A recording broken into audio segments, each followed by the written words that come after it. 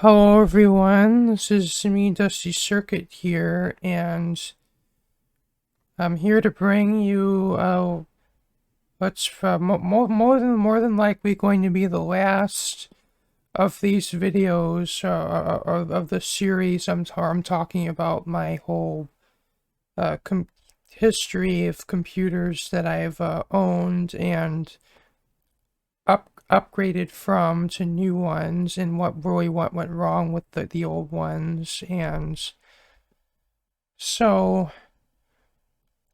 really where I left off was I had upgraded from my FX 6300 computer to my first Ryzen computer, the Ryzen 5 2600. And that computer unfortunately had its own issues, but for the most part it was my experience with that computer was pleasant, and it's opened up, even, of course, stepping up to even more powerful hardware than what I had before has opened up more doors as far as what games I could play, and also what kind of stuff I could do in the game that I play the most often, that being Minecraft. And like for instance, I stated in post, like I didn't say it in the actual footage, but I edited in that previous video, if you've seen it, that for the first time, like, really the graphics card in that computer that I was able to upgrade to for the first time has enabled me to play with shaders on. Like actually play the game with shaders, as opposed to just turning them on for a screenshot and then turning them back off because the FPS is terrible. And it's also allowed me to better play modded Minecraft, I think, because the FX computer did struggle with that still. Even though it was an upgrade over the HP pre-built I had before. I kind of lost my train of thought, but let's just say that the upgrade from the FX 6300 computer to the Ryzen 5 computer has opened up a lot of possibilities, and also is a big quality of life improvement for me. Oh, the thought that I lost just came back to me, and that is one thing I actually didn't mention in the previous video was I actually ran a modded Minecraft server on the Ryzen 5 computer. And so the story behind that is me and Lucario really, as I probably stated in a few of my videos, we tend to like to play a lot of games, and Lucario's tends to be a little adventurous when it comes to games that we play. And also, and I think I may have expressed to him that a few different times that I really wanted us to get into some modded Minecraft. And but one day he decided that he was in the mood for modded Minecraft, though the kind of mods he was there. Though I had discovered that between me and him, there was a bit of a conflict of interest between what kinds of mods we like. And so I did my best to find, well, Lucario actually chose 3 different mod packs that he'd be willing to play with me, and I believe one of them was all the mod 6, one of them was, I think, Valhausia, or I'm not sure if I'm saying it correctly, and I think another was Crazy Craft. We said that was the another. From my understanding, that was the mod pit. The Crazy Craft was the pack that Lucario really wanted to play the most. But I ended up I insisted we play all the mod 6 just so we get a mod pack that has a little bit of every type of mod for us to play with, and so that kind of there's things in the pack that both me and Lucario would like. And so that's what we did. Though, due to a rather traumatic experience I've had on a public Minecraft server that me and Lucario decided to join to play all the mod 6 together, I actually chose. It was rather traumatic. Basically just to sum it up, just the server was in a really precarious state as far as like who owns it, and due to that, it had fallen into a state of anarchy, and that's not something that I am willing to contend with. So me and Lucario, so I decided that. Oh, and also that server was really laggy, and so I decided to actually host my own Minecraft server, and basically I think the launcher, or I think we would have been using Feed the Beast launcher or CurseForge launcher, but I believe those launchers actually offer a downloadable server jar file with all the stuff needed to run a server with that mod pack, and that's what we did. And that's also part of the reasons behind why I didn't do the 32 gigabyte RAM upgrade with this in mind, but it really came in handy for this, because when part of the reasons I wanted to upgrade my RAM was because modded Minecraft is very RAM memory intensive. And, but the 32 gigs of RAM allowed me to run both the client and the server basically on my same computer. While Lucario connects to my server from the other side of the Atlantic Ocean, and his internet connection was very laggy and spotty, but at least it worked. And so this is just one thing I forgot to mention in the previous video, and this computer was at least at the time was one of my most well, for one, it was the most powerful computer I've owned, at least up to that point in my life. And aside from those issues I've talked about in the video, the previous video, this computer was reliable. Though as time went on, 2 issues cropped up.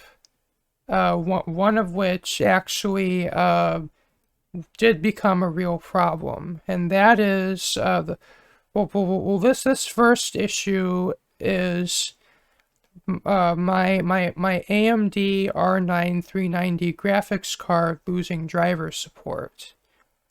And I believe it was around June of 2021, if memory serves. AMD has had cut driver support for basically all of the 300 series graphics cards, like the basically like the R5, R7, and R9 300 series, and and my graphics card was included in that. And at the time, I didn't really concern myself with this too much, because really I'm not really playing any brand new games or very demanding games on my computer, though. So at first I thought it wouldn't be a problem, but one thing I didn't consider was live service games, which are games that are hosted from, basically they're hosted from the cloud, and also receive regular updates, and also these tend to be massive multiplayer games. And one game that I play somewhat frequently actually fits those criteria, that being Fortnite.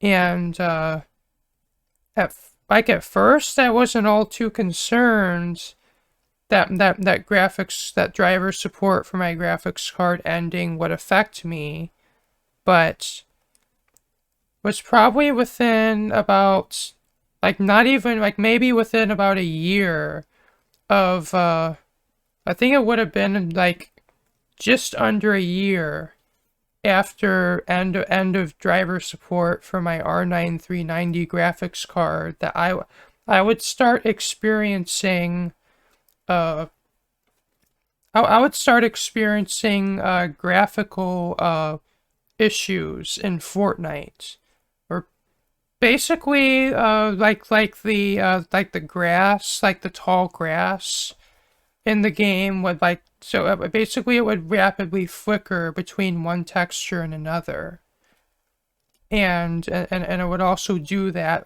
depending on where you move your camera.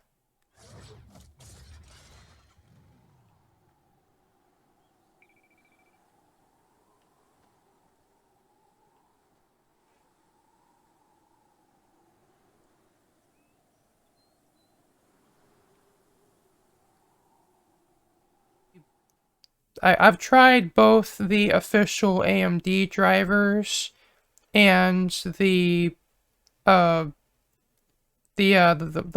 modded third-party Nimez drivers. That from my understanding, some of the PC gaming community actually have put together to allow users of older AMD graphics cards to still play modern games. And I've tried both. I've tried both the official AMD drivers and those and the NIMS drivers, and neither of those seem to make a difference. I still got the issue in Fortnite with both drivers.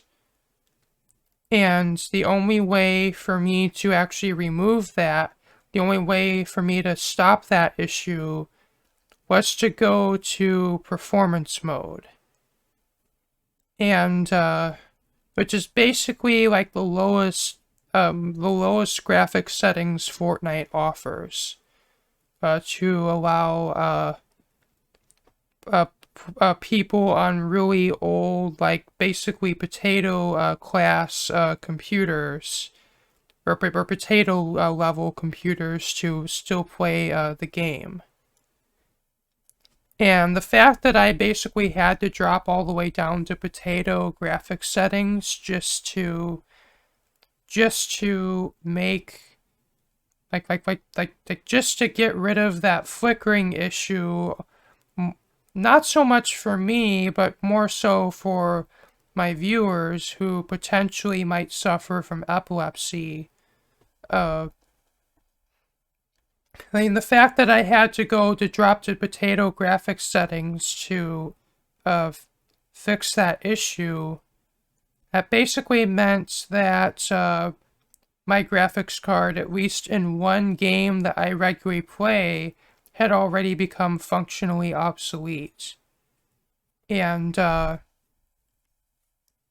really at that point, even despite the still rather high at the time graphics card prices, that still made me at least consider upgrading to a new graphics card, even if I'd be limited to a somewhat low-end graphics card. It would still at least be better to get a new graphics card, just so even if I can't have much of an upgrade, it's still allow me to have at least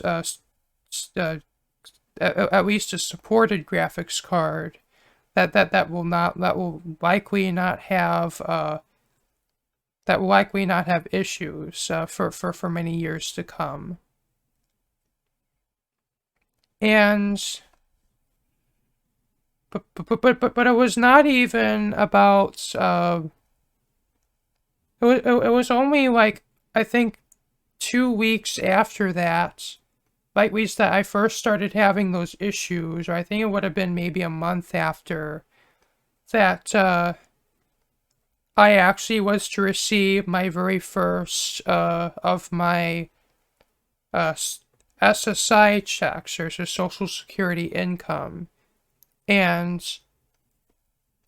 because I had been waiting several months to be approved, I basically had been given like several months worth of income, like all at once, basically as one check. I believe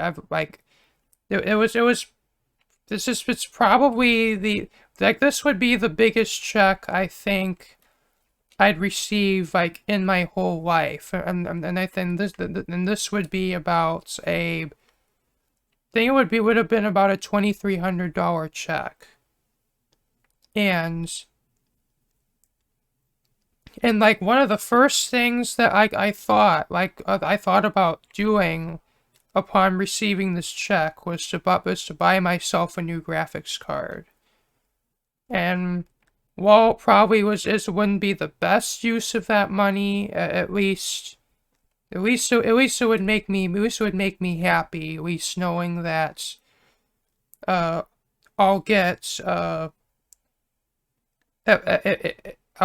relevant graphics hardware in my computer that will last me a good number of years. And also, I could splurge a little bit and actually get an upgrade as well. And that's what I did. So at this time, I believe I would have been considering, though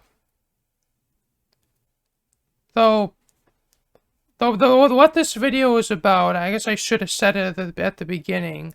What this video is going to be about is basically how my current computer came to be the one I'm using right now, and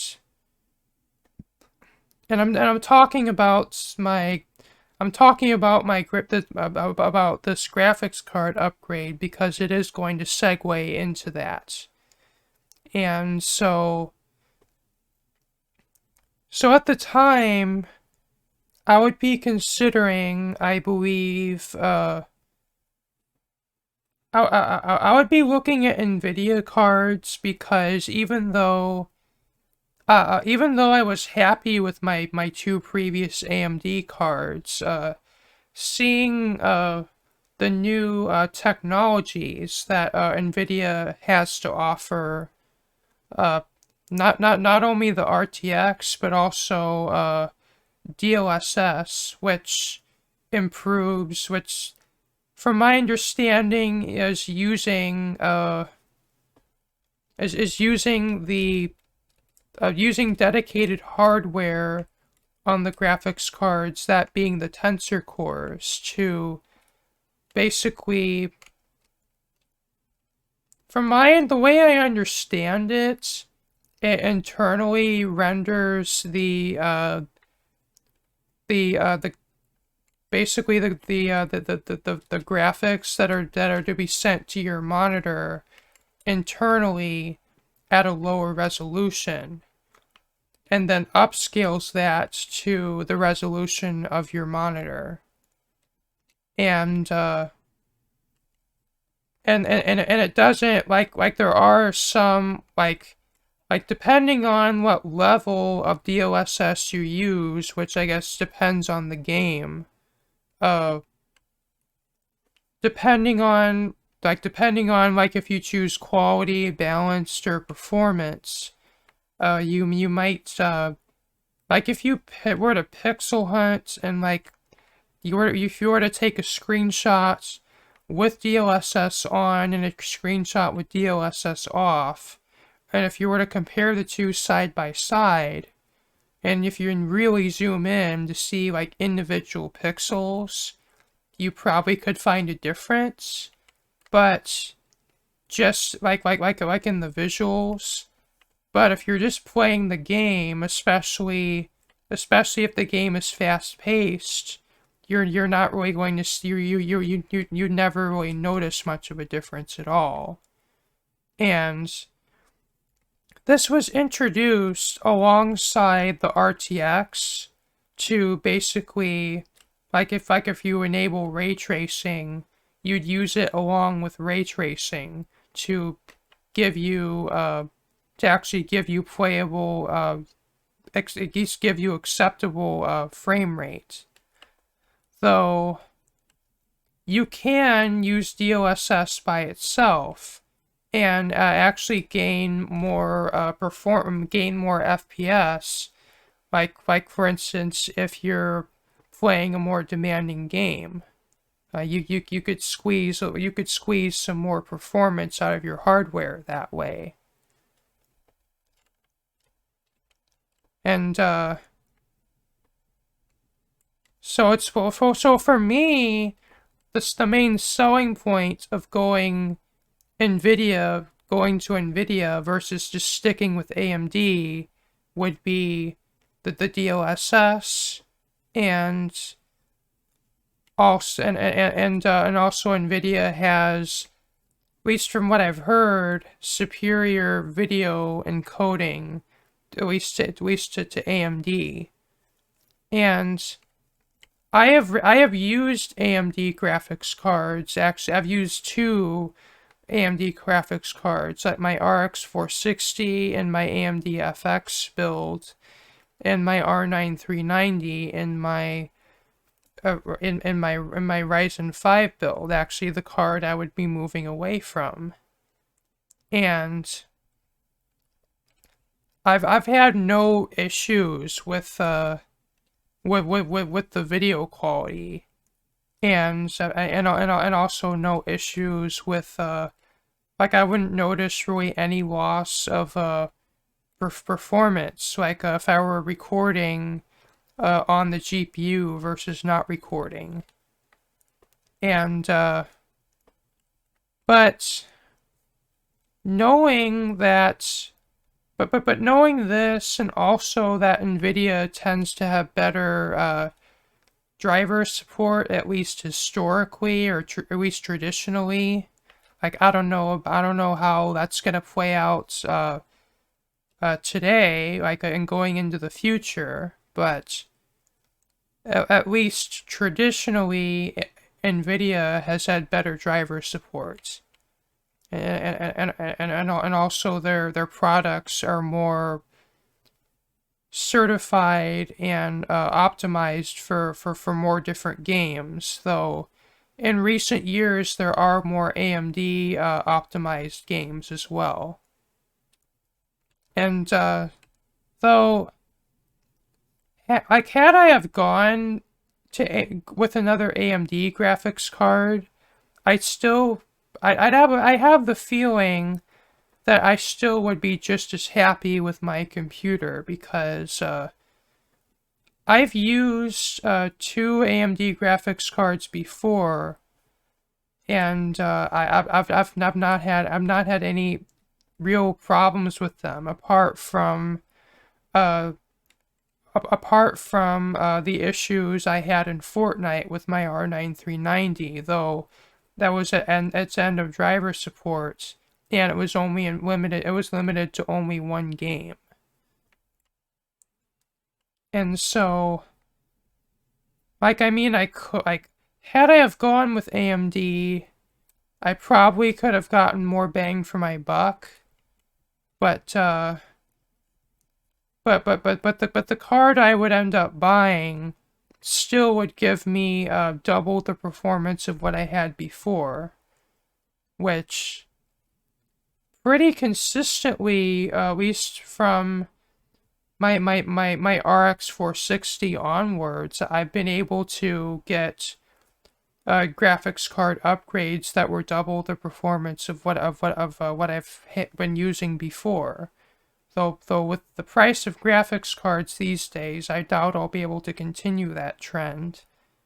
But though the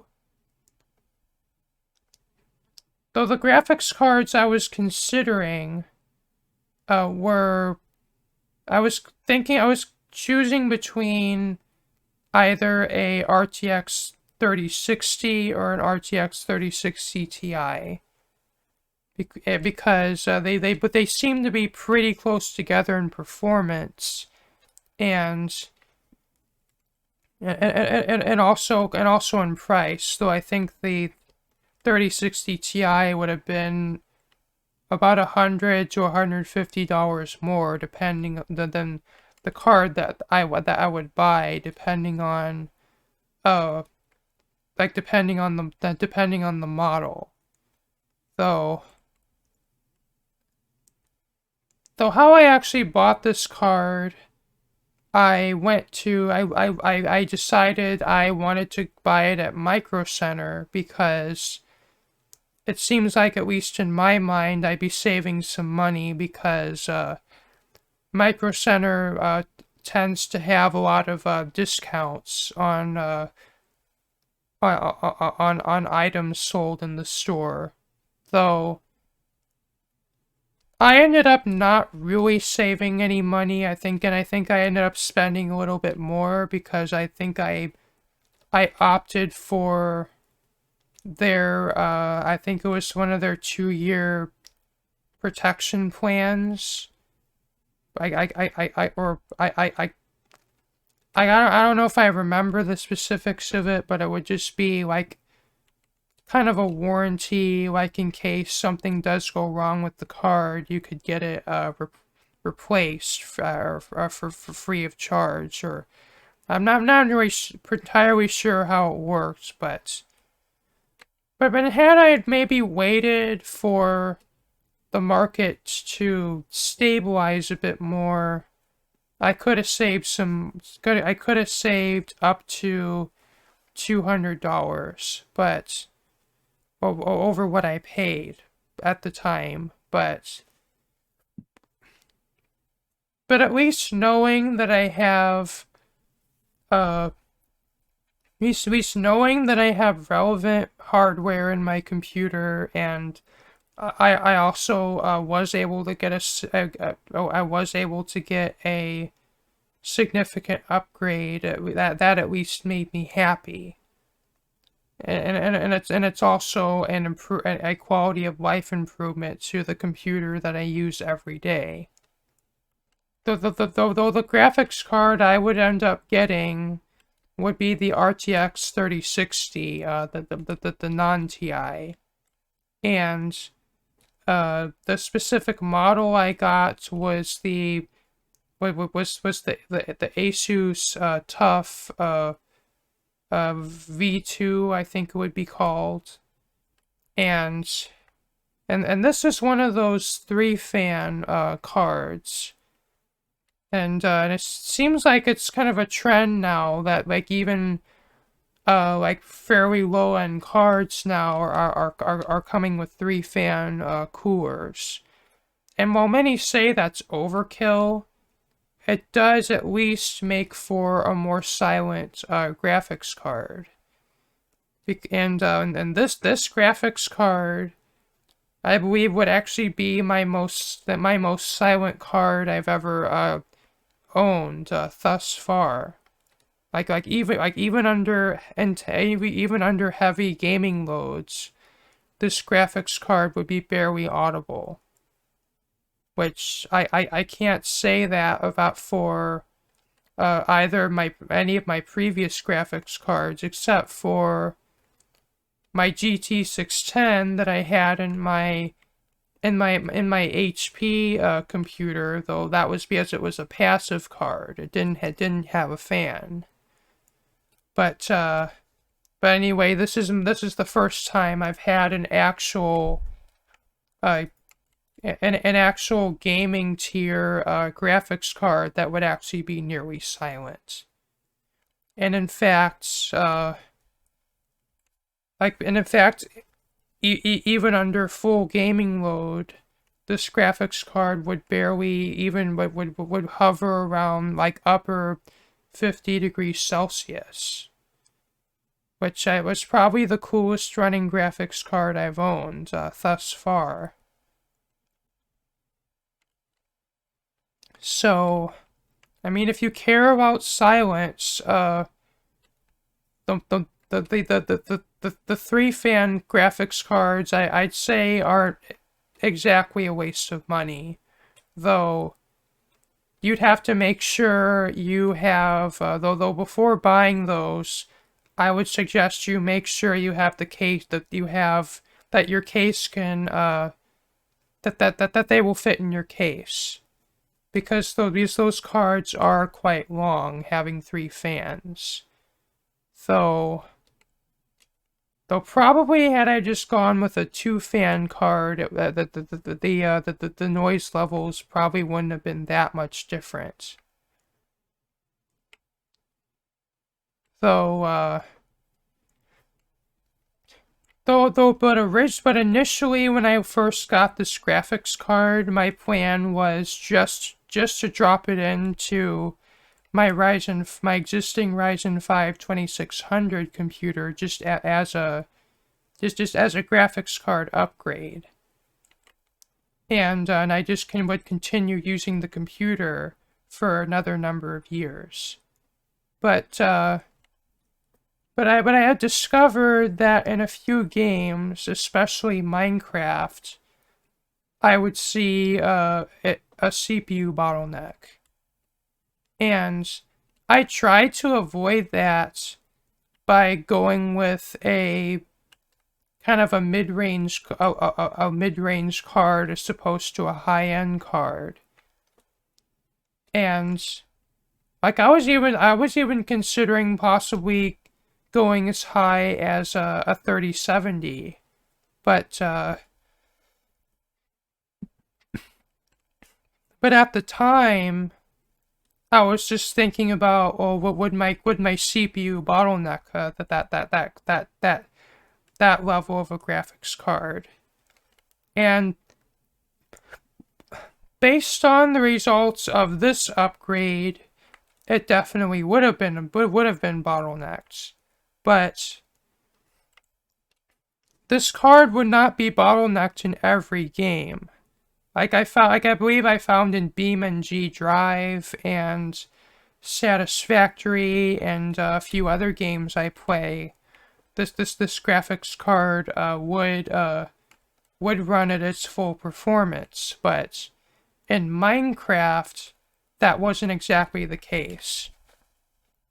And even turning shaders on, I still would never see the card reach 100% usage. And this made me consider possibly upgrading my CPU in the near future. And so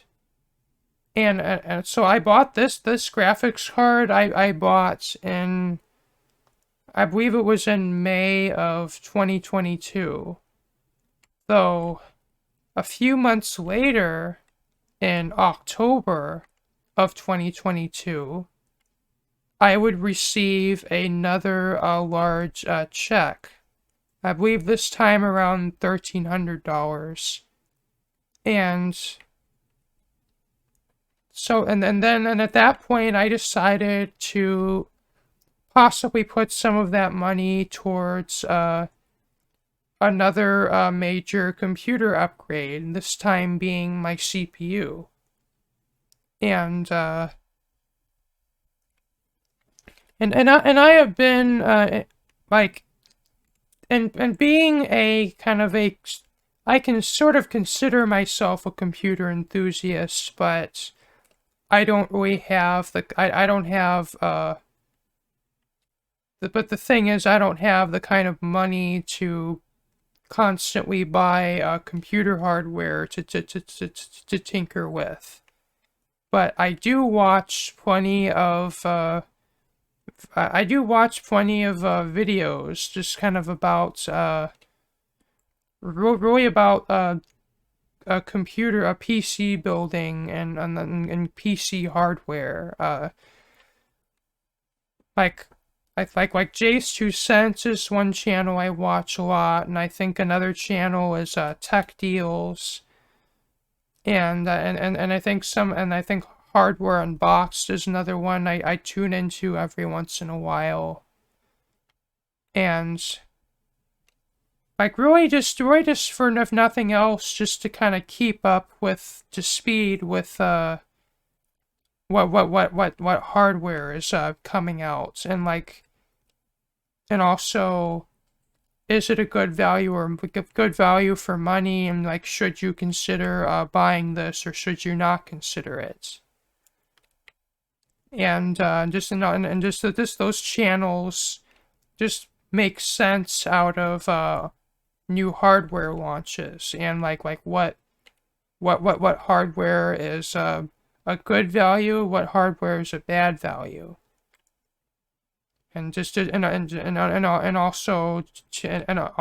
to allow you to make more informed decisions when it comes to buying computer hardware.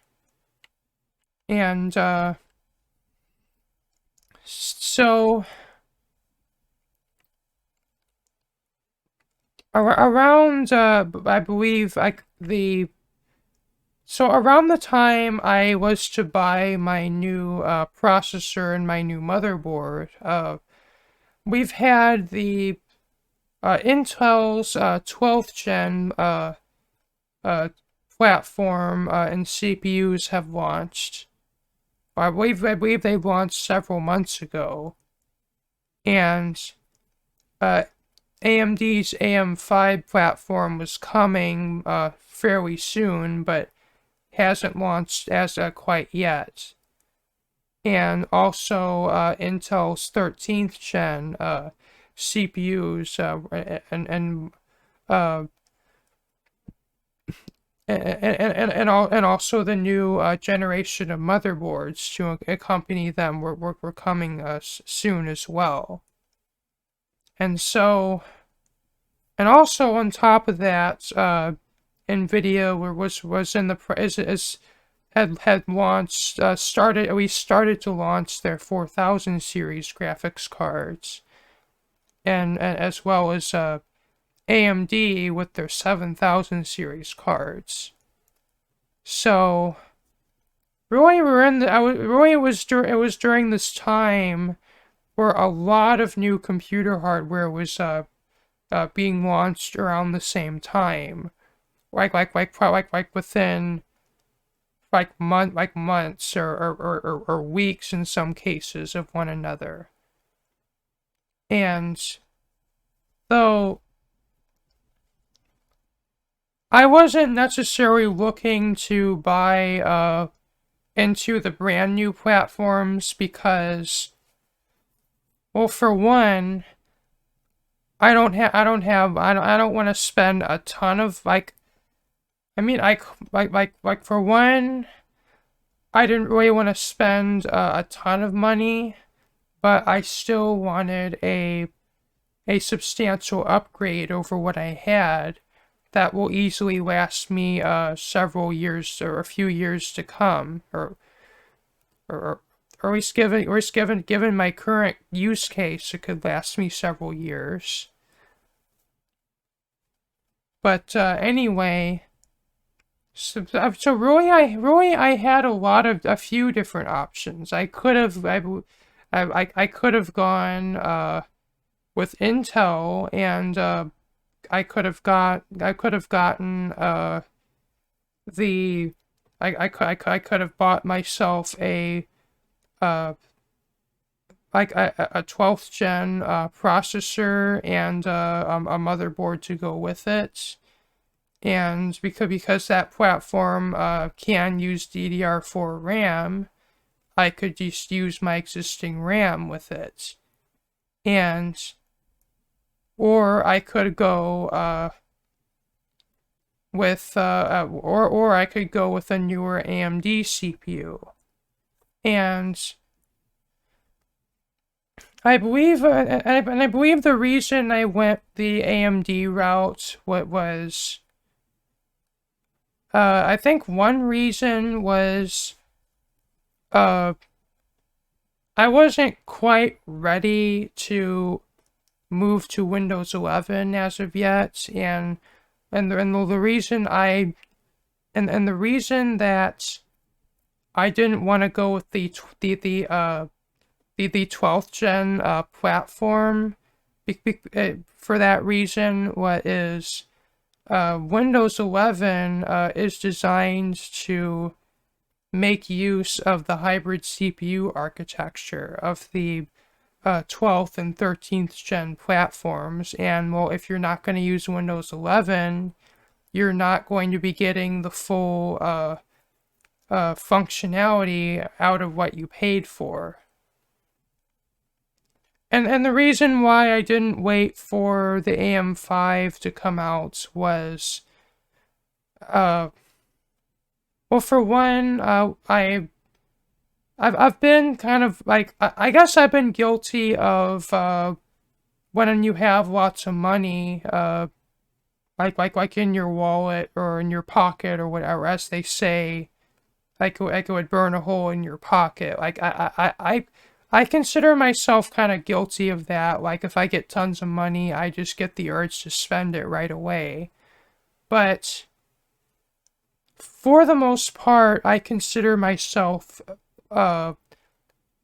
smart when it comes to my money. Well, the thing is, at this time, I'm not in the position to be paying bills, mortgage, and I'm not in the position to be paying bills or rent or mortgage or taxes. But really the only thing I'm using my money for, at least at this time in my life, is my food. And whatever other things I might need, yeah, or things I want if I have the money to do so. And so really kind of knowing this, and also the reasons I didn't go with the 11th, I didn't want to go with 11th gen or 12th gen, even though I could have. And also the AM5 platform. Just I didn't want to spend tons of money on brand new platforms, like to have the bleeding edge of technology. but so kind of with that in mind, really my best option would be to go for like kind of higher up in the Ryzen series or CPUs. And I believe initially at the time I was considering a Ryzen 7 5700X because for quite a long time, like when AMD's 5000 series processors first launched, the only of like Ryzen 7 CPU what was the 5800X, which I believe like AMD charged about like $400 for, or might have been like upper $300 range, but like several months later, the Ryzen 7 5700X would launch for like $100 less money, and it would still offer like what 95% of the performance of the 5800X, but for a lot less money. And knowing both that, and also that one of my friends, or at least one of my Skade friends, I guess that being Pizza, they actually have a Ryzen 7 5700X. And they're quite happy with that computer. In fact, they're able to play on Asgard with it fairly well. That initially made me consider getting a Ryzen 7 5700X. But then I thought about, oh, well, why not splurge a little bit and get something get something kind of better that, even though it would be majorly overkill for me for probably most of the years I'm going to be using the computer, it'll still give me plenty of room to grow, and also it will give me quite a big quality of life improvement with my computer. And so I ended up buying a Ryzen 9 5900X. Though for the same money, there's another CPU that I just recently launched, the Ryzen 7 5800X 3D, which for those of you who don't know, it was AMD's first test bed for the 3D V-cache, which is it's, from my understanding, it's basically it's another another cache die that's like bonded to the main CPU die. Like they're basically, so they're stacked on top of each other, and they're soldered together, and that basically triples the amount of level 3 cache on the CPU. Though that also comes with the drawback of lower clock speeds, and also a locked clock multiplier. So no, in other words, no overclocking, or at least no easy overclocking. And so, but at least the pitch of the pitch of that is possibly better performance in especially more CPU demanding games. Though, given that I'm not just using my computer for gaming, I'm also using my computer for video editing. And even though the Ryzen 5 I had was still mostly adequate for video editing, I don't know if this is that DaVinci Resolve has gotten more demanding over time, but over the years I've been at video editing on my computer, I have noticed that it would kind of chug more and more, like as I'm scrubbing through the timeline, I would commonly see the CPU spike to 100%, and to render the videos, it would take basically about the length of the video to get it done. And even though that's fine, I was fine with that, it'd still at least be nice to, if nothing else, get more single-threaded performance, like, say, in Minecraft, and also for the purposes of being able to get the most out of my graphics card that I had just bought a few months ago.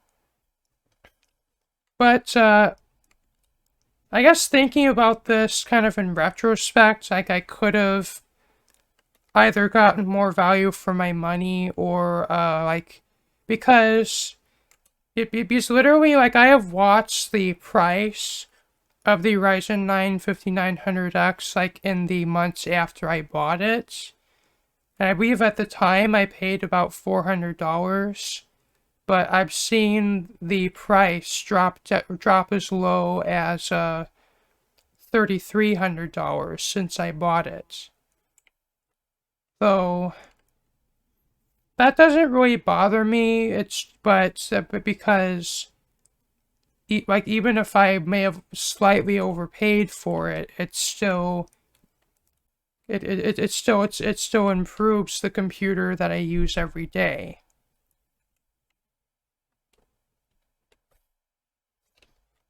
And I mean, to some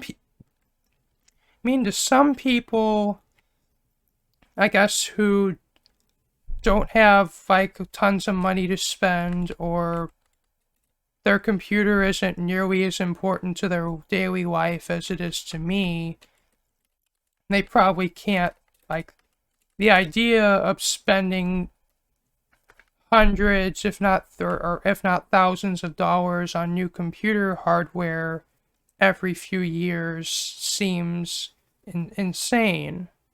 But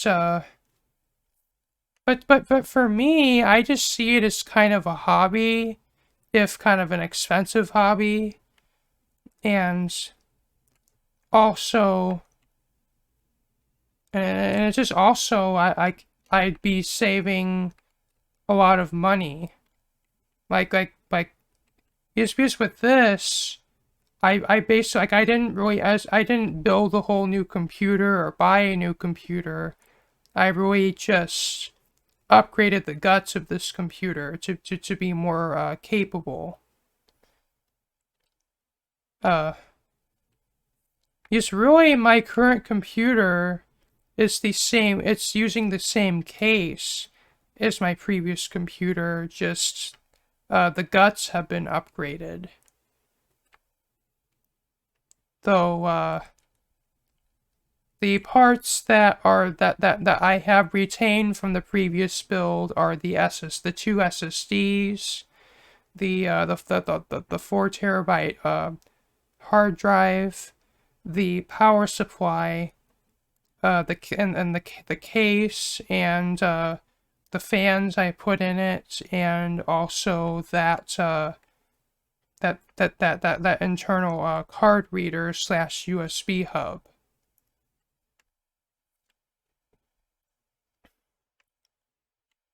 And though my most recent upgrade to this computer, oh wait, before we get to that, so So when I first had installed my oh wait, I'm kind of ahead of myself here. So after I had chosen my CPU I wanted to purchase, I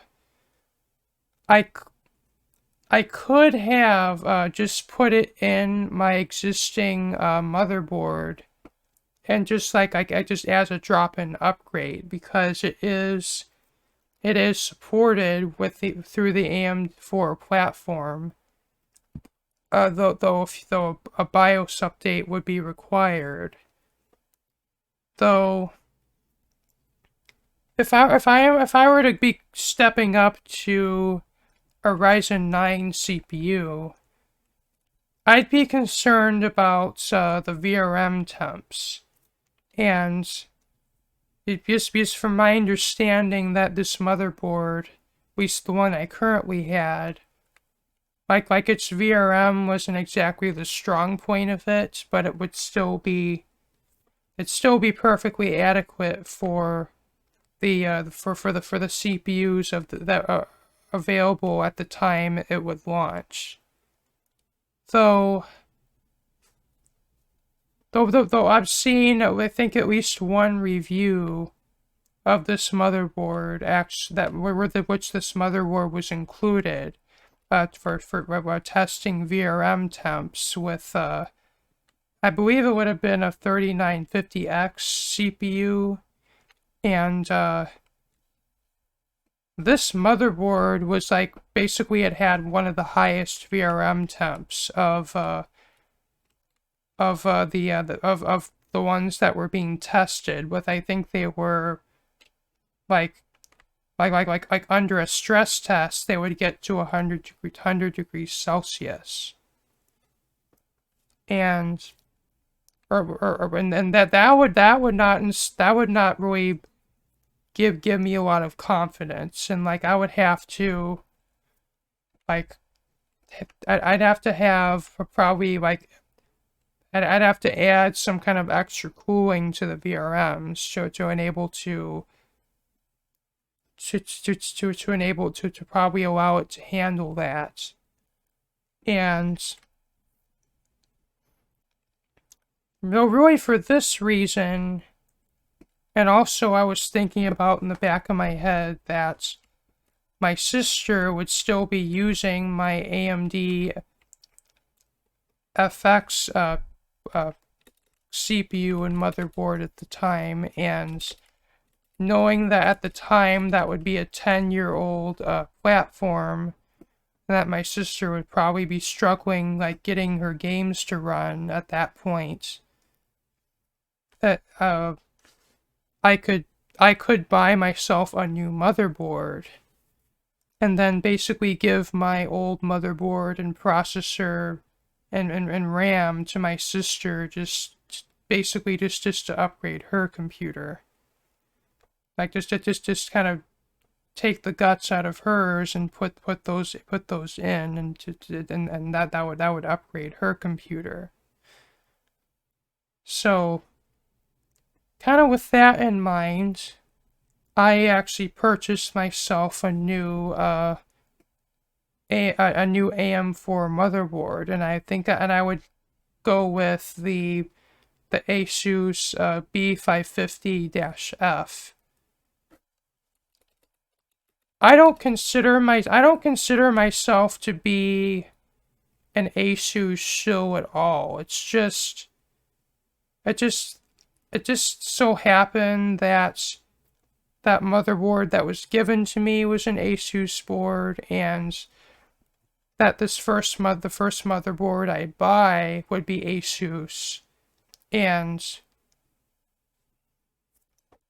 I think really the reason I went with another Asus board is because I think I just liked, I think I would have just liked the kind of some of the features that my other Asus board had, and I think I also might have wanted to stick to the same brand because The BIOS screen, I guess, would be similar, though, even though I don't really tinker with my computer that often.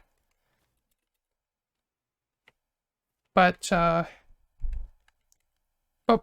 least one bit of assurance for me is this new motherboard would have a substantially improved VRM over the previous board. Or if you don't know, and for those of you who don't know what that means, it's a voltage regulator module, and it basically it takes the 12-volt rails from the power supply and it steps them down to like to the fairly low voltage that the CPU needs, which would be somewhere in between 1.2 and 1.4 volts or so.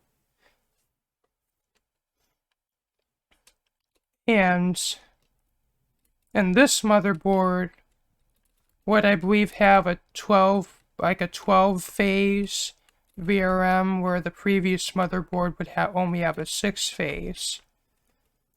Which, from what I'm hearing, even for the Ryzen 9 CPUs, is still major overkill. In fact, this motherboard has some features that are actually useful for liquid nitrogen overclocking, which is, I find it's kind of insane. But I don't know if this board is really qualified for that, and I don't know if this would be considered a fairly low end extreme overclocking motherboard, but at least I'd rather have overkill than not enough. If that makes sense. And so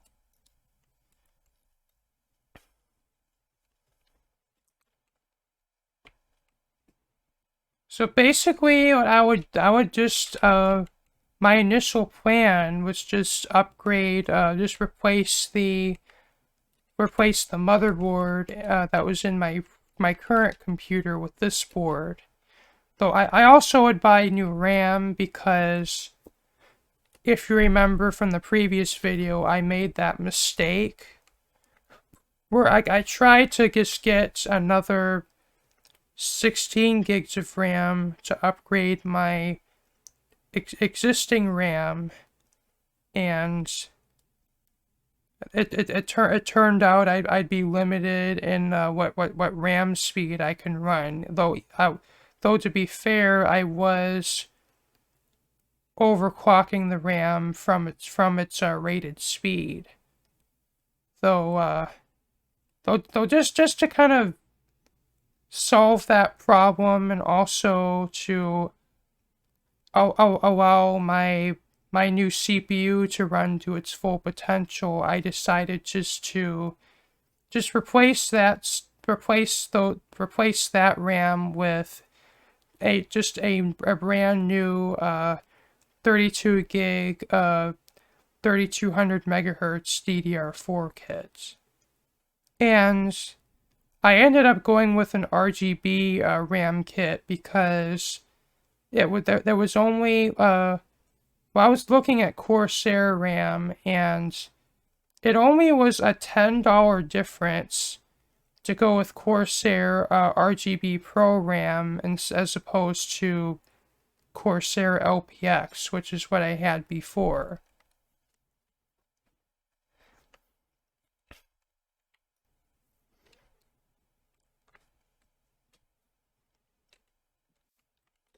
Though I guess the RGB, at least in my computer, wouldn't, it isn't super important to me, because the thing is, my computer sits, it has a clear side window, but the case sits on my floor, and the clear side window is facing away from my desk.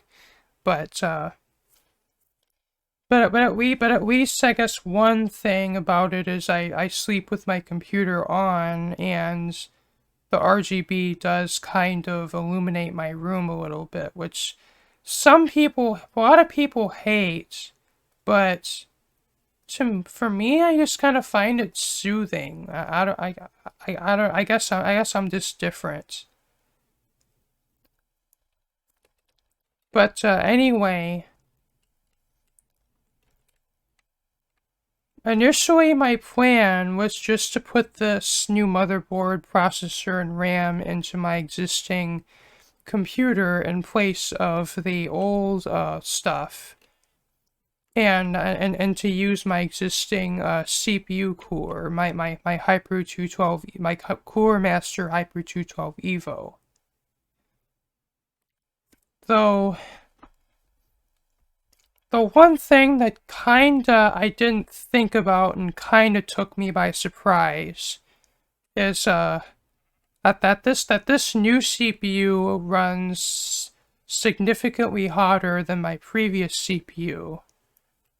Because my Ryzen 5, like I think it would idle at like probably around like lower 30s, and like under full load might get to upper 50s. But my Ryzen 9 5900X would idle, depending on the temperature of my room, between around mid 40s to lower 50s, and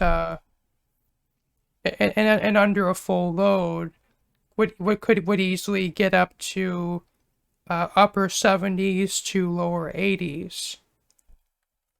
And at first I was a little alarmed by this, but from what I've been able to kind of read, just it just seems like the trend of newer CPUs and also graphics cards is to basically run as high clocks and voltages as it can with the given with the given cooling capacity. And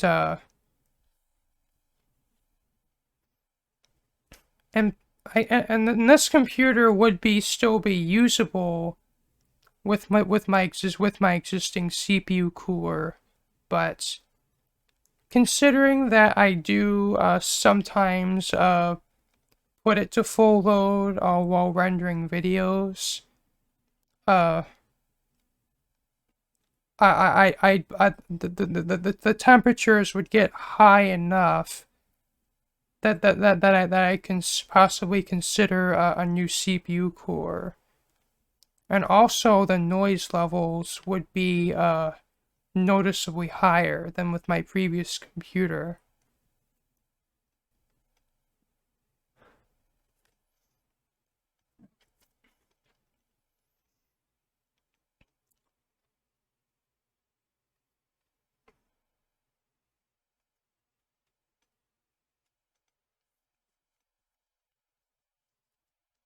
So as far as cooling upgrades, I actually could have gone one of two ways. I could have gone I could have gone with a all-in-one water cooler or a beefier air cooler, and I ultimately went with a better air cooler because Is water coolers, or at least all-in-one water coolers, generally are fairly reliable. But I've heard about enough just horror stories and just I guess just stories of all-in-one water coolers failing in different ways, that it just made me concerned enough as to not like necessarily want to run out and buy a water cooler for my PC, but if it would be my best option, I still would do it.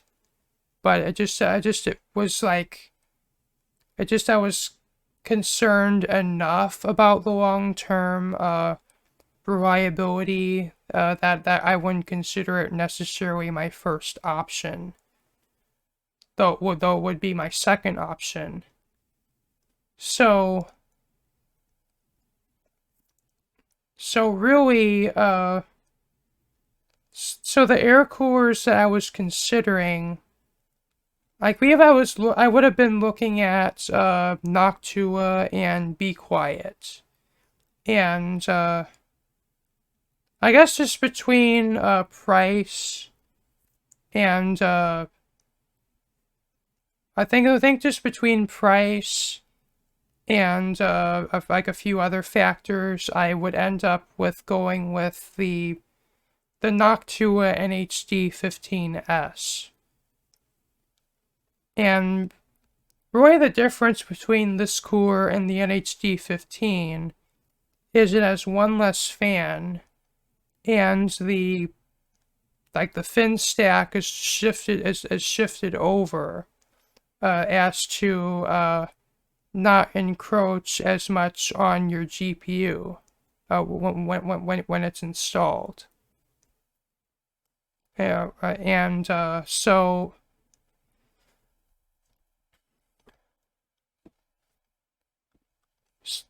I'd end up going with this CPU cooler, though part of me, like, if I were to go back and do this again, part of me says that I should consider getting the I believe it was the NHU 12 or S or A or something like that, and because it's a smaller air cooler, I think it would have been about the same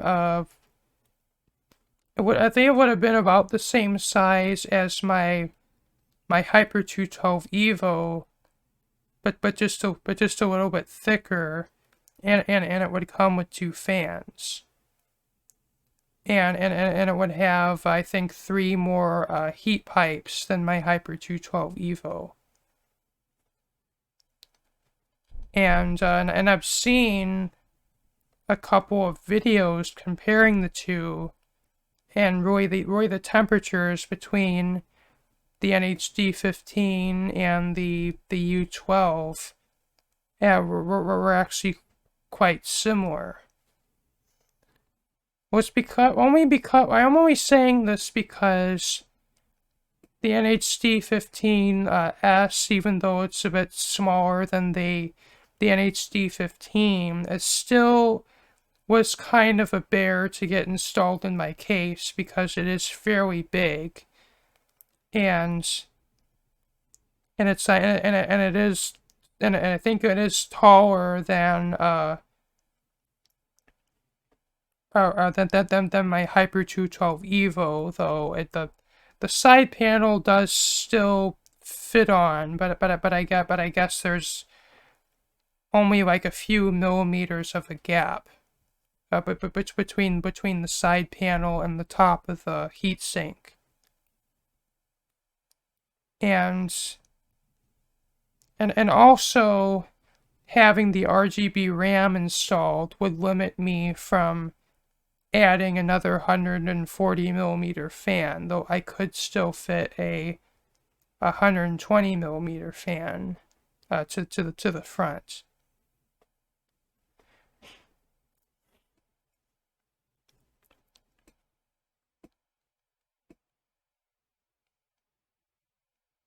Though really my only gripe about this, at least this cooler, is I find that the clips that hold the fan on are kind of a pain to remove and reinstall, but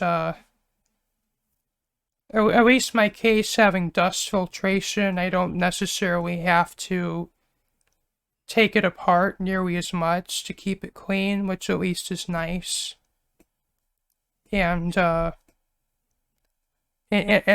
this does keep my CPU at least a few degrees cooler, which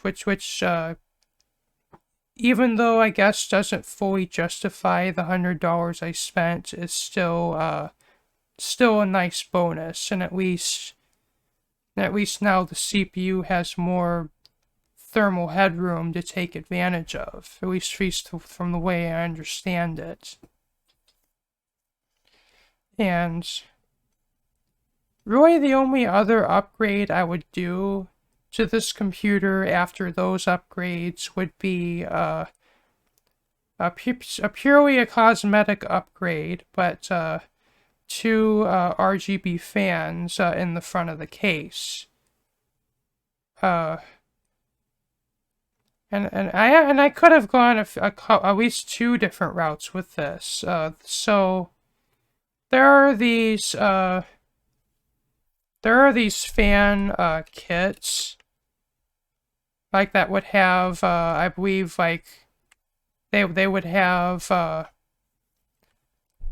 like a bunch of different fans like with RGB lighting, and they would basically it's like they'd come with all these fans and then some kind of a controller hub that I think would have to be plugged into power. And I think the fans would have to be plugged into your motherboard. And it also would come with a remote control that you can use to change the lighting effects, but you're limited to basically the pre-programmed effects. Like you can't like make your own, and you also would have to use that remote to change your lighting. Though those kits are fairly cheap. Like I've seen, they I think they're about maybe like $5 to $10, like even including the remote and the controller. Though I instead opted to go with the Corsair option, as it would give me, and as it would give me IQ integration, so that I can change, like if I want to actually customize my RGB lighting, I could do that. Although I would have to pay about $70 for this privilege. So really what I bought was just this kit of two 140mm RGB fans. I think they're the SP140, and a controller hub that would plug into one of your internal USB ports on your motherboard, and also I think it also took a SATA power connector from your power supply, and it would have I think 6 ports for different RGB devices on it. So I would use 2 of those for the 2 fans.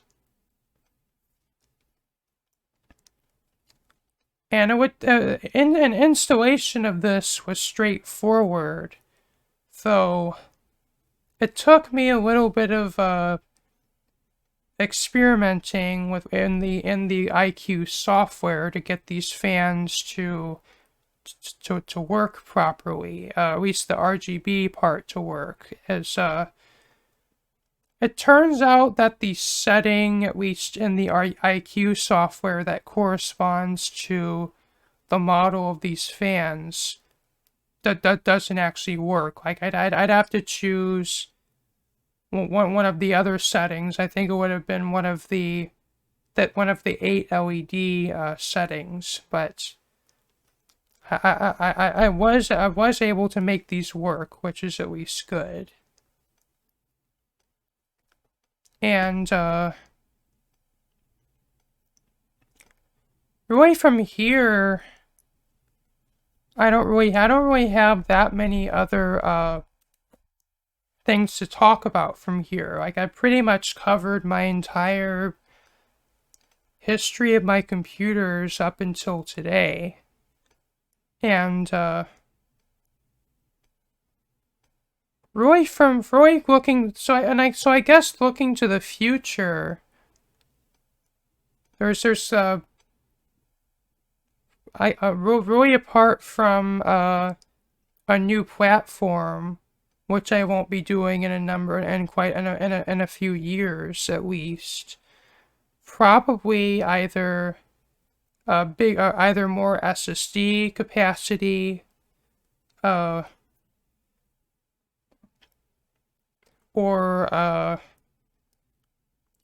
graphics card upgrade, or if CPU temps are still a problem for me, possibly a water cooler.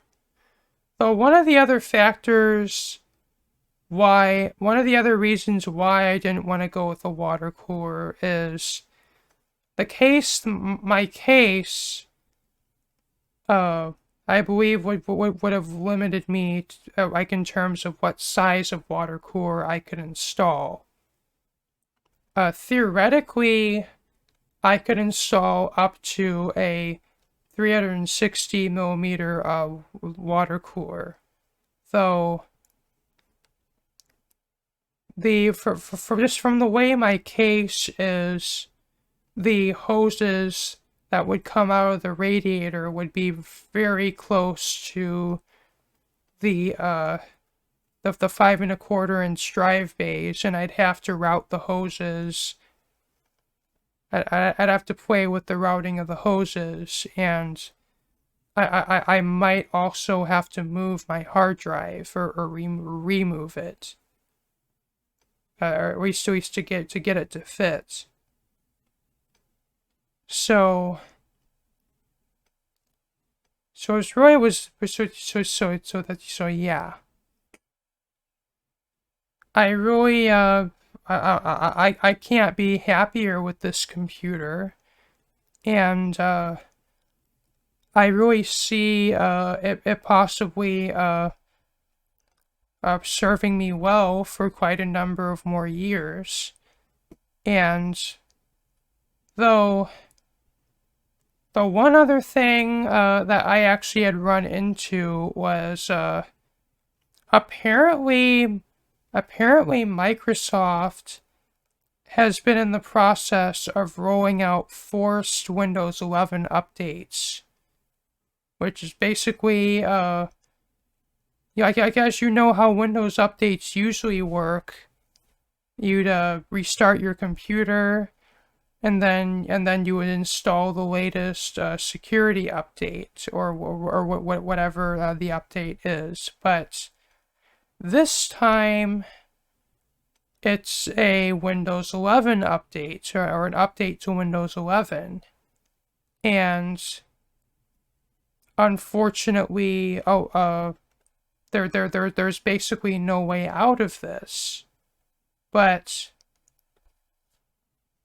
through kind of like disabling some of the services and some other trickery that I found that you can do to stop the update from installing, like I was able to delay it, but then one day I just decided just to let it happen, and it started making changes to my computer, but then partway through the process it just restarted, and then it just said undoing changes to your computer, and then it just booted back into Windows 10. I mean, I'm not complaining, but if that means I don't have to update to Windows 11 yet, I'll take that. But I've actually heard this has been bothering quite a few people. In fact, as of recently, in one of Ethos Lab's videos, they actually mentioned that they had to deal with the forced Windows 11 updates, and I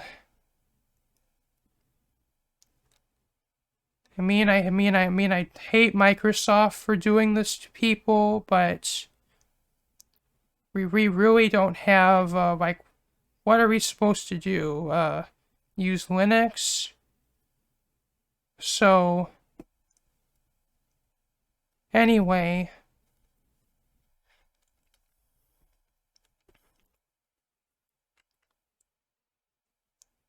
So, I mean, really, I guess this would wrap up,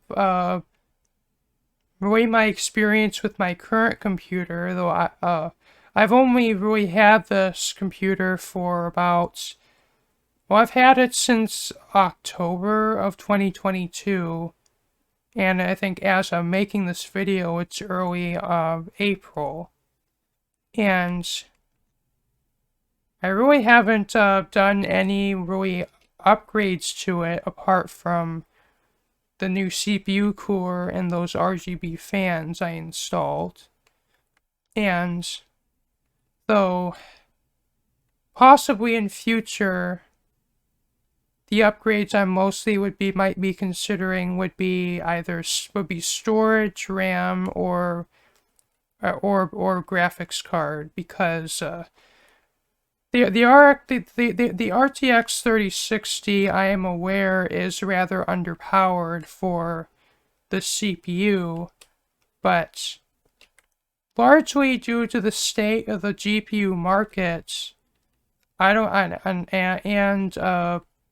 just my current position in life, I don't know if I'm going to be able to upgrade to any graphics card that's really high-end anytime soon, at least unless I find a spectacularly good deal, perhaps on a used graphics card on eBay. So, but, I mean, while it kind of bothers me that I have unbalanced hardware, at least my computer having more power where I mostly need it, that being in the CPU department, at least makes me happy. Because, upgrading from the FX to the Ryzen 5 2600 gave me a substantial uplift, but I kind of feel like this upgrade from the 2600 to the 5900X was an even bigger improvement.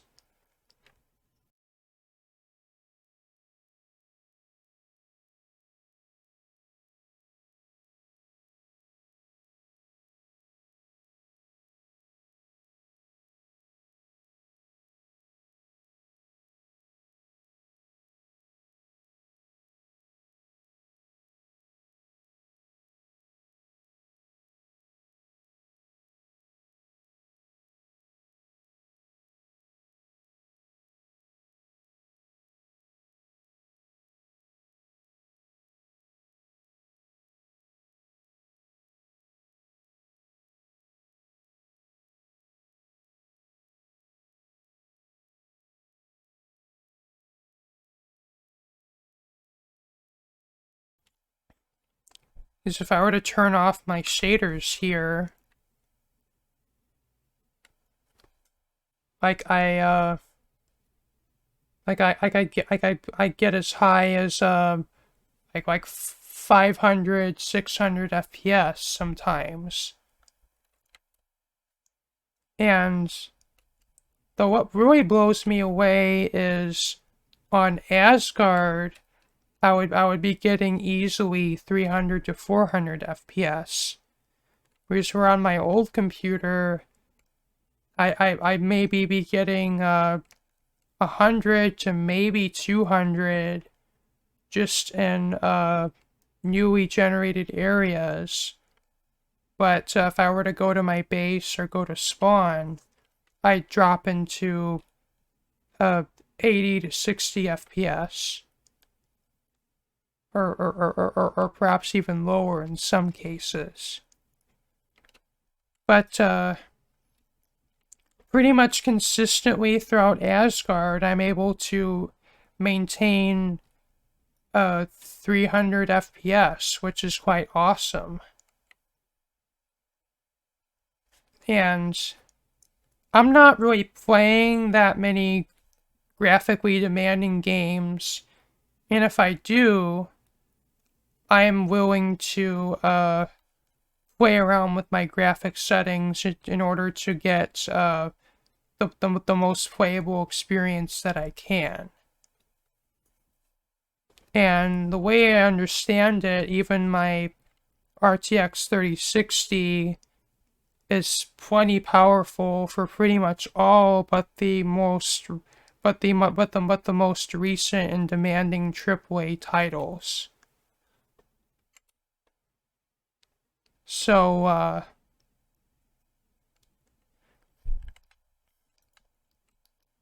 and it's like it's easy to like want more, like it's so easy to like in terms of PC gaming to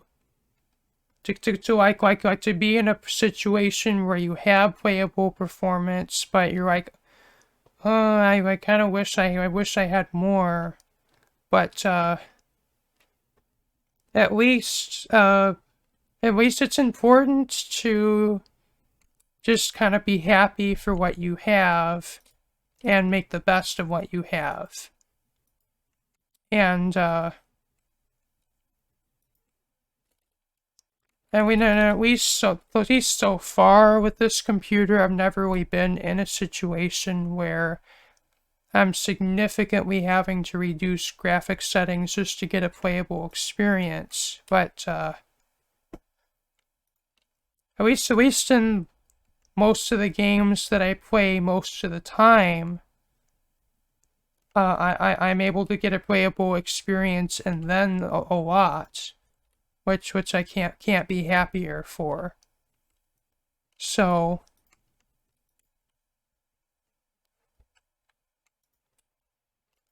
this video's kind of running on long, so guess I'll end it here, and I might do a bonus episode, but I guess we'll see. But